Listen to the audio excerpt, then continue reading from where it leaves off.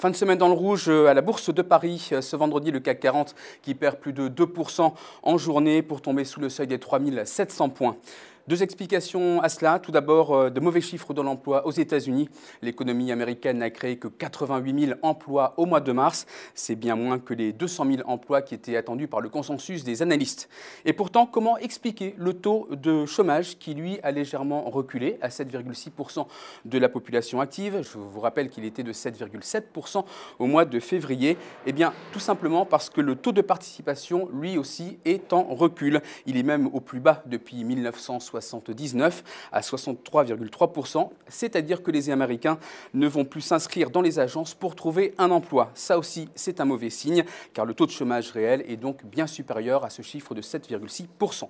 Autant dire que Wall Street n'a pas aimé et n'a pas été insensible du tout à ces éléments, et donc les marchés américains ont eux aussi ouvert en baisse. Et puis, autre élément qui a pesé dès le milieu de la journée, cette fois, c'est la montée des tensions en Corée du Nord. Le gouvernement de Pyongyang aurait demandé à la Russie d'envisager la possibilité d'évacuer le personnel de son ambassade. La Corée aurait fait de même pour l'ambassade de Grande-Bretagne. Vous le savez, la bourse n'aime pas les mauvaises nouvelles, la bourse n'aime pas non plus l'incertitude. Eh bien aujourd'hui, les deux éléments étaient réunis, impossible donc d'échapper à des marchés en baisse.